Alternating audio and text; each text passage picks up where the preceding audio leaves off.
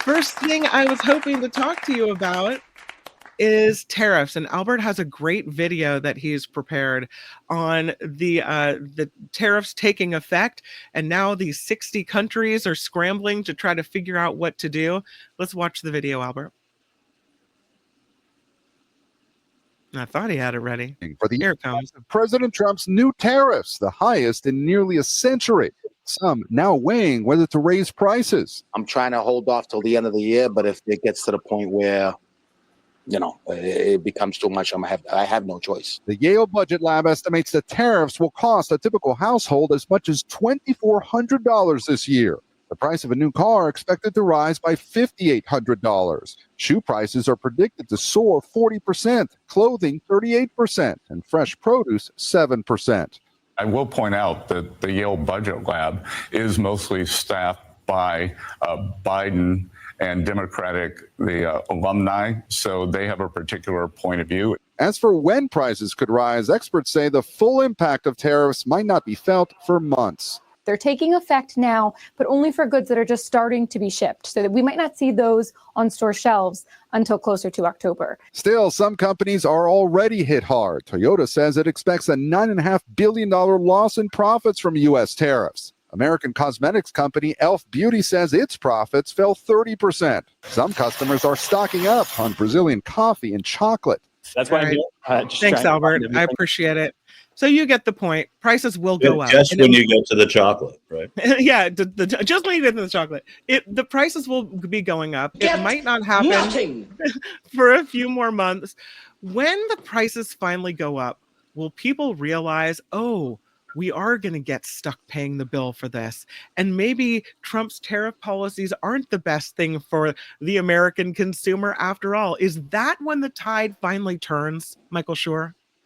Yeah, yes, in that is what propelled this president to office the second time around, was people, being very, very upset about prices. But predicting when the tide will turn, the political tide turns a little differently, and the people who are dealing with these tariffs are, if in fact they're going to land in the same way that the people and a lot of economists predict, not, as Scott Besson said, not all the Trump economists believe that, or else they wouldn't be doing this. But if it lands in the way that they expect, or that these economists expect, and a lot of political pundits expect, it's going to hurt at the ballot box. It's going to hurt in 26. It's going to make it more difficult for Republicans to run with adherence to the Trump administration's economic policy. Because you remember this last election, when it's written about 25 years from now, people are going to call it the price of eggs election. They're going to talk about MAGA. They're going to talk about a lot of other things, about Biden's age, about changing horses midstream for the Democrats. All of it's valid, but it's going to boil down to the price of eggs argument. And the tariffs are, they hit people the way that the prices of eggs do. And you see a cosmetic company that I'd never heard of, an American cosmetic company, down 30% already. These are the kind of things that these costs are going to go back to consumers. It seems like every time something bad happens, whether it's prices going up or jobs numbers that aren't favorable, there's a way to twist it so it's Democrats' fault, or there's a way to twist it so it's not really true. This isn't what's really happening.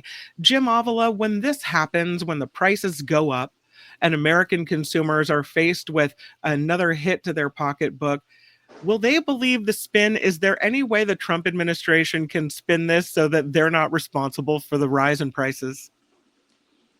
I don't see a way. But, this is what I've been saying in the show for a month now, is that the tariffs will come and bite the Trump administration, but not until the prices go up. And what American business people have done is that they have stocked up with pre-tariff goods, and they're making some adjustments and trying to take some of the hit themselves. But they'll run out of room on that. And when they run out of room on that, and the prices start going up because of tariffs, there's no way to escape it. I don't think the amount of money that they're bringing in.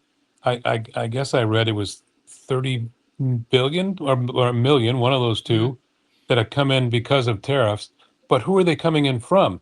They're not coming in from the import. The people who sell it to us are not paying that. It's the people who buy here, the importers, the businesses. So that there's no doubt, among real economists and not Trump apologists, that the tariffs are going to hit Americans. And there are some who believe that what Trump is trying to do is change the tax system so that we exist on tariffs and not so much on taxes. Sure. And then he can say, oh, I lowered taxes. But you have to figure it all in, and altogether, it's going to be hard to avoid. So I don't see it. Maybe there's some surprise still coming, but I don't see it. And the other side of that, what Jim was just saying, and there's one other thing to say about all this as well, but is that these companies are stocking up on pre-tariff goods. That presumes that those companies are going to sell them for pre-tariff prices. If you can get tariff market, it's all the better for those companies. I'm not saying I'm not skeptical of every company, but if you are stocking up on things and the going rate is higher because of taxes, and your competitor is selling them something for $2 that you're selling for $1.50 because you stocked up on it, well, you're going to go up to $1.80, right? And so the consumer is going to miss that $1.50 price a lot, and that is part of what even makes the people that are anticipating, their companies that are anticipating this, puts them in a better position, but it doesn't put the consumer in a better position. And going to your initial question, Kim, the consumer is the voter, and the voter is still going to be paying more than they feel as if they should be. And the other part of the problem with these tariffs is that in the wake of these tariffs, you see alliances forming outside the United States to get around this, to say, okay, Brazil's going to go to India and they're going to work out some kind of partnership. These two massive economies are going to work something out, so they're not as reliant on the United States anymore. And that also hurts U.S. manufacturers, producers. It hurts small businesses in the United States. And I would say that it hurts the administration that put this in place. But like Jim said, we got to wait to see. Well, do you also think, Michael Shure, that then you have to consider the fact that, or the possibility that if there are countries making alliances on trade, then you could extrapolate they would be making alliances politically as well. And then we're left out not only of trade negotiations and other things, but we're left out of political decisions and other alliances, which could be key to us. It definitely breaks a model, right? If there's a routine and a comfort and a long-standing relationship with the United States, and that gets broken, then you go elsewhere and you say, oh, you know what? This isn't so bad, actually. And yes, then it becomes political. Then look, I mean, I'm not saying the United States is diminishing in power necessarily, but as other countries discover that they can get a lot of this done without going through the United States, if the United States are going to be ruled this way, then absolutely. And I would argue that it would help a future president from either party, whether it's a Republican or a Democrat who comes in after Trump. It would help them re-engage to say, all right, that was a bad episode. We want to invite the world back in. And people love that. The electorate eats that stuff up. Let's move to this mess in Texas, with now allegedly the FBI accepting a request to track down Democrats and bring them back to Texas. They left to avoid a quorum in the Texas House. They were planning to vote for a redistricting measure that would squeeze 5 more Republican U.S. representatives out so that Trump could ensure that he retains control of the House. Now, Greg Abbott, the governor of Texas, is saying to the Democrats who left, if you don't come back, I'm going to try to squeeze more than 5 out. So it'll be worse for you. What is happening? We have in California very little time now until I think August 22nd, and our state representatives don't get back into office or onto the job until August 18th. So they have just a matter of days to figure out if they are going to be able to do redistricting in California based on what Texas does. What are your thoughts about all the threats flying against Democrats from Texas and whether California should be doing this or not? Let's start with you, Jim Avila. Well, my thought is that it's good that the Democrats are taking the gloves off and they're going to fight back. Mm-hmm.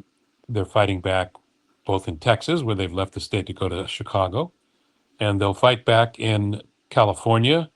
Yes, it's going to take some political gymnastics, but the Democrats do control the politics here in California, so they should be able to once Texas is done what they say they're going to do. It should allow California to go ahead and redistrict and favorable to Democrats, and where we can certainly make up whatever they're doing in Texas. And that even leaves out New York, which also has to do some political gymnastics to make it happen. It's not as easy as it is in Texas just to have a vote and have it done. So there has to be changes in the Constitution, things like that, which take more time. But I think if I had to look forward in a crystal ball, I would say that it's going to even out, and this tactic is not going to work for the Republicans. Where does it end, though? We redistrict this time, and then the next time someone wants more, then they try to redistrict again. Does it ever stop? And should we be engaging in this battle, Michael Shure? I mean, Democrats have said, no, we shouldn't engage in this battle until, as Jim points out, they're saying, no, we're going to engage in this battle now. And I think that it has to be done, and seeing that kind of spirit out of a Democratic Party that is usually sort of wait and see about this sort of thing, I think should be encouraging for Democrats. Yeah, it's very difficult to say where it ends. First of all, when you have a president who by fiat wants to change the way we take our census and when we take our census and who is counted, that is going to impact the way that congressional districts are actually drawn in ways that sort of supersede having people sit down and do it at a political level. At a time in 2025, is it easy to find a bipartisan commission? No, it isn't. I don't think in our lives, do any of you know people who are not partisan one way or the other? however powerful that partisanship is, I don't. I know people who are Republicans and Democrats, and I don't see a lot of crossing over. I was just talking to my family a little bit earlier about the Reagan Democrat, right? Will that will ever exist again in America? I don't think so. People talk about that as a partisan time. It was far less partisan because you had people that were called Reagan Democrats across the line. So when you have these districts that are drawn this way, and you have to have them based on the census, you look at what those census numbers say each census, and you draw it out. But it's always drawn out by political appointees or political committees. Some states have tried to put in these commissions that are independent. I don't know how that's going, frankly, to answer this question, but I'm not encouraged that it could happen in a national way, because some of these states are so blue and so red that they would never allow for that to happen, which is why the battle is in Texas. It's in California. They're saying it's going to go to Indiana, which is a blue state, a red state, going to Illinois, a blue state. Florida wants to get, so it just becomes a free-for-all of rigging the system, and that's not Vice President Elbridge Gerry. It's actually the gerrymander, not the gerrymander. Gerrymander was about. Have you looked at how many seats of each party could be gained by redistricting? And in the end, when you look at Indiana and Texas and Florida versus California and New York and Illinois, will it be equal to what we have now as far as majorities in the House? Is this just kind of a checkmate situation? It does seem close to me. The Democrats have always had more representation in the larger states, the more populous states, and in the big cities, because that's where the Democrats live. So while there are more Republican states, there are fewer congressional districts. So, is it going to even out? At the end of the day, I kind of think this is going to be all a big nothing, and that they're going to cancel each other out. Now, Michael knows some of this stuff much more than I do as far as incrementally, but I don't see that's going to give anybody a huge advantage. No, I don't think it's far from the truth. They say that what the Texas thing does is they think the Democrats are thinking that there are more purple districts that they can put in play in California and New York and not in other states. I mean, there are a few here. You can cherry pick one in North Carolina for the Republicans. You can do the same in Virginia and Ohio. But when you look at the big picture, I agree with Jim. I think that this, and that's why they're concentrating on Texas, because that's a big chunk right there that could at least keep the status quo for the Republicans. They are worried, the Republicans. There's no question about it, because they know that all these incumbents that they're counting on winning and holding their seats are going to be Republicans that are going to have to run on the back of tariffs, on the back of Israel, on the back of all these issues that are starting to matter to independent voters in ways that they don't to partisan voters. So if they can create these very partisan districts, that's an insurance policy for them. But I agree with Jim on balance. The biggest Medicaid users are in Republican districts. So, I mean, it's the poor people who live in the rural areas where hospitals might be closed. Those things are going to really hurt. That's very, very important. What Jim said. But are those the people that vote? Because traditionally they haven't been. So I don't know how much it matters that Trump has cut Medicaid and food stamps and all of these things that affect the poorest of the poor, because first of all, they tend to vote against their own best self-interest or not vote at all. So how much does that play into this? Well, I don't think they vote against their pocketbook. Okay.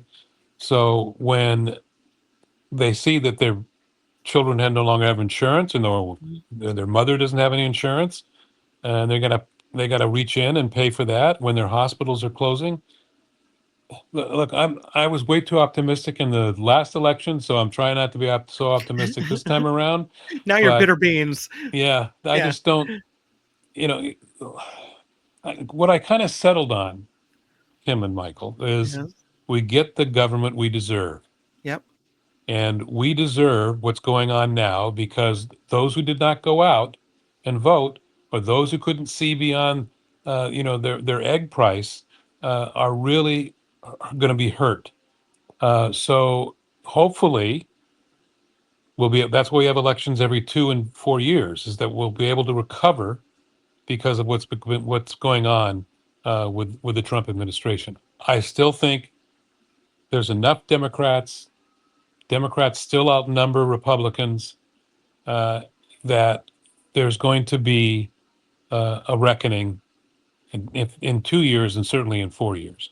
There's that Jim Avila optimism. It's coming back to the surface. Yeah, and more on what Jim's saying. I mean, I think in response to you, Kim, when you were saying that they vote against their interests, they vote against their interests in a macro and an unfocused way, right? It's easy for us who know more about this than we ought to say that they're voting against their interests. They don't feel like they are.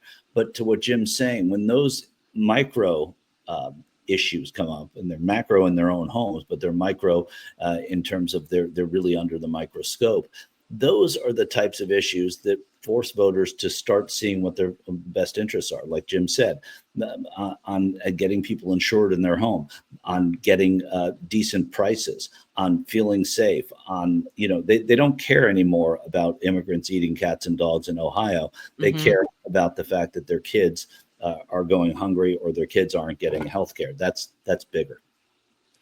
Let's switch topics and talk about the future of the MAGA movement, because we heard this week Trump they tried to pin him down, reporters, about who is your heir apparent.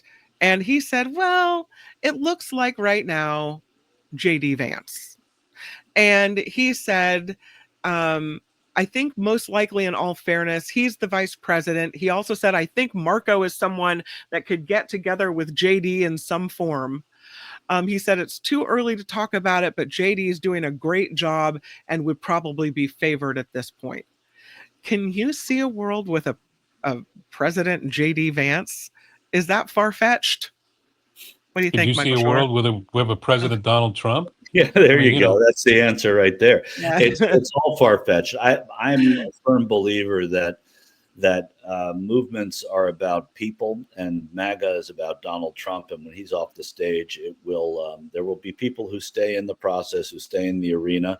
But Mhm. MAGA, as we know it, goes away. A cult is not a cult without a leader, and I think that's really what it will boil down to with this. I think there are people who want to be president who are not JD Vance, who are not Marco Rubio, who are going to run really hard against them and tell Republicans in primaries that MAGA actually wasn't good for you. And we have to do MAGA light, or we have to find another path that takes in some of that stuff. But, it's going to be a spirited Republican primary.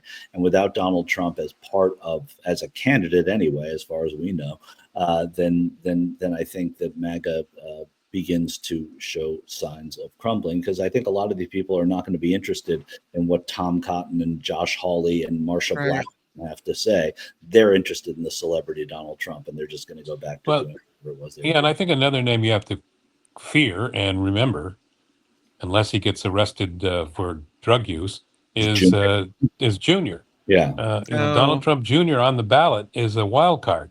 Well, it is, but I wasn't saying those specifically, but you're right. I mean, if he's there, there are going to be people that come in. We said that about George W. Bush. Dan Quayle was leading that race, and he had to drop out when George W. Bush came in, and he was at least more substantial, having been a governor, than Donald Trump Jr. is, having done absolutely nothing. That's so scary. I saw a story that I wanted to run past you guys. This is scientists now are outraged over this plan by Trump's energy secretary or energy chief to update climate reports. They say it's exactly what Stalin did. The executive in question is Chris Wright. He's an ex-fossil fuel executive who's now the energy secretary, and he's apparently reviewing national assessments made by past governments. And these papers, these assessments, are supposed to be the gold standard in the world for climate change. There have been 5 of them, 5 national climate assessments, and they're considered to be the top reporting for global heating and its impact on human health and agriculture and water supplies and pollution. And now Wright says we're reviewing past reports, and we'll come out with updated reports and comments on those reports. And scientists are saying you can't change what we wrote just because you don't like it. But this is the same thing as mentioned with the Bureau of Labor Statistics report. When you decide you just don't like what it has to say, so you're just going to go in and put a red line through this and put a red line through that. Where does this end, Michael Shure?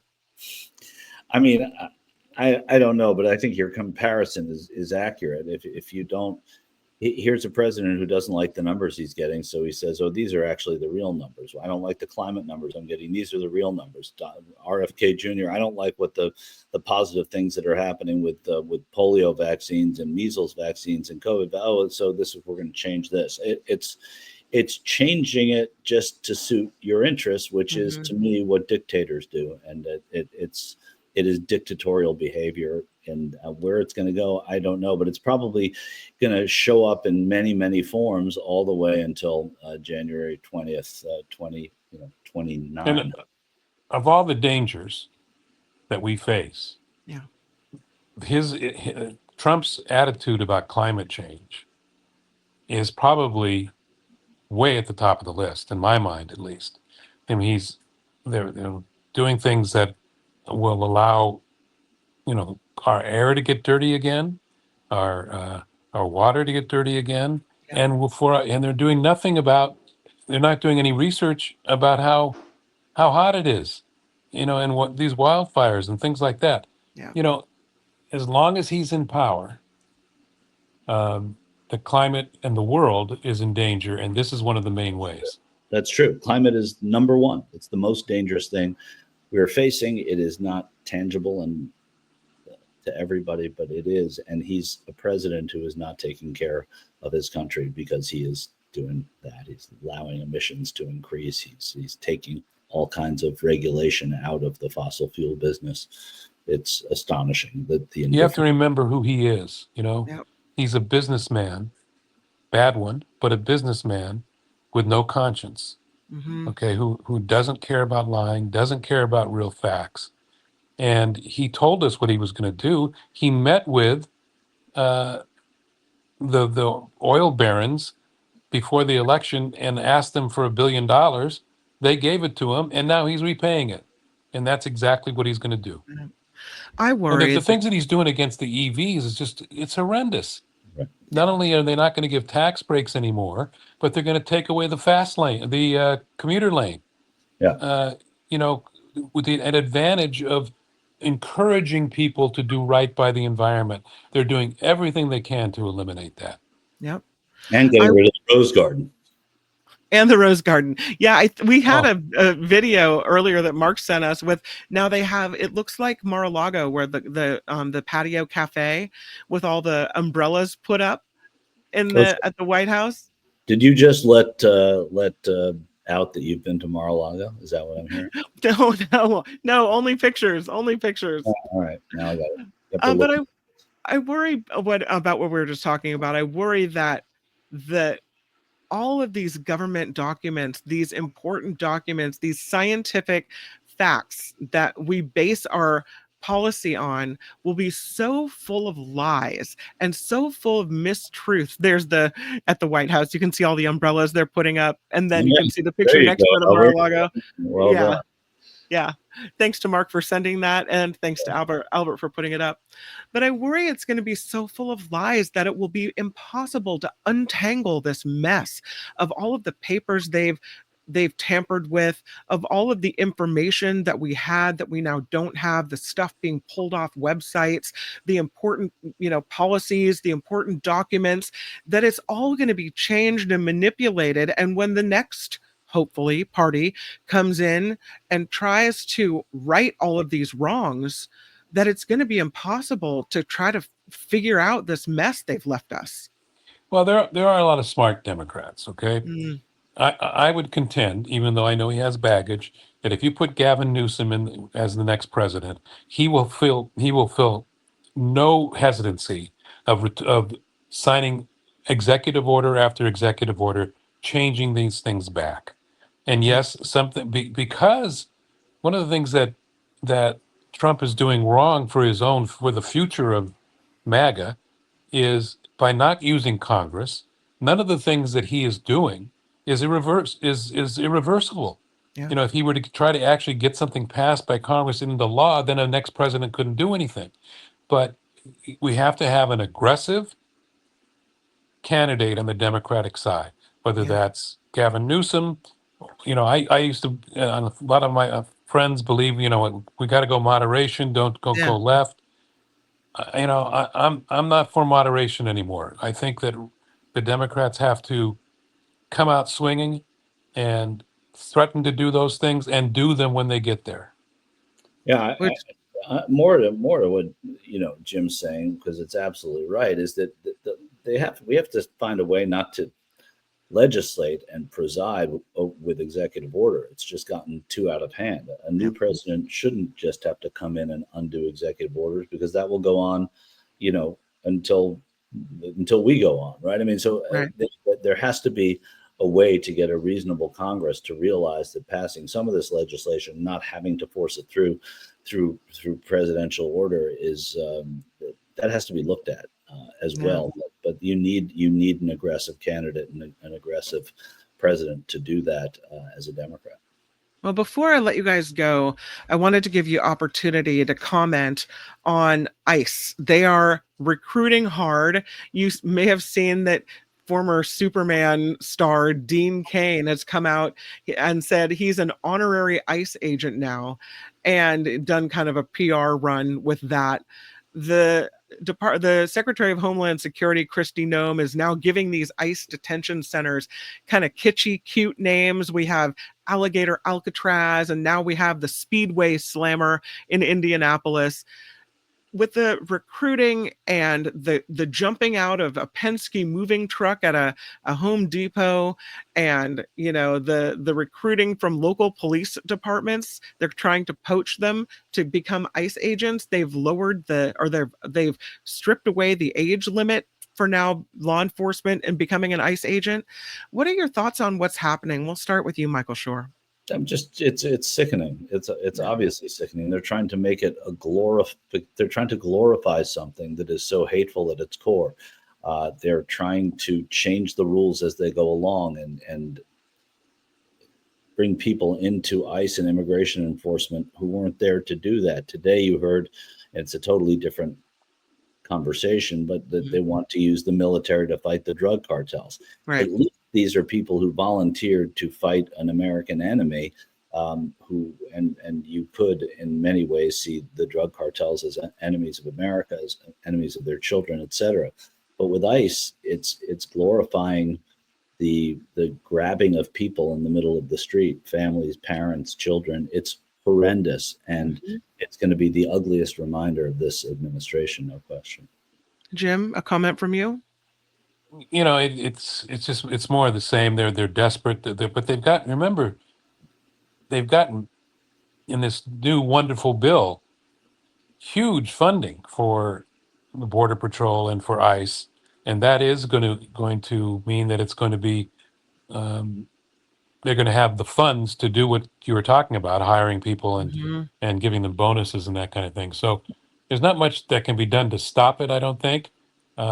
What's going to stop it is the next election, when people, he's lost a lot of support on this, and I think he's lost a lot of support across the board. His approval rating is in the low 40s, and that's not very good for a sitting president. And one more thing I want to mention before I know we got to go. Yeah. This UCLA, this action the Trump administration is just doing against UCLA for $1 billion. Yeah, brutal. A public school. Oh. That is it's going to be interesting how they react. I've got good friends who work at UCLA. They've already been cutting back. They've already not filling positions when they lose people. So, and this is where the funding, this is where our funding of research is happening. UCLA is responsible for all kinds of things, including the internet. They have invented, and that's where our best brains are, and we're trying to cut the legs out from under them because they're not MAGA. Yeah. And that's also another to go out after the institutions of higher learning. Yeah. That's out of a fascist dictatorial playbook. It happens, every once in a while, and we know where it happens. Yeah. Michael, sure, you had a comment on the way out as well that you were trying to make. Oh, I might have been that. No. You want to do your 48 seconds of sports? 48 seconds of sports. That's a tough one. I wasn't prepared for it today for some reason. Okay, that's all right. Usually you come armed. I come armed with a sports story. I don't have one today. I guess in a sense, I guess that's good because there's so much politics we can talk about. Exactly. All right. Thank you, Michael Shure. Thank you, Jim Avila. Love having you guys on the show. Have a great weekend. All right. Bye-bye. Bye-bye. Hi, it's Mark, and I thought that was great. Hit the notification bell. You'll know whenever there's a new video being dropped, and please subscribe to our channel to help us save the universe.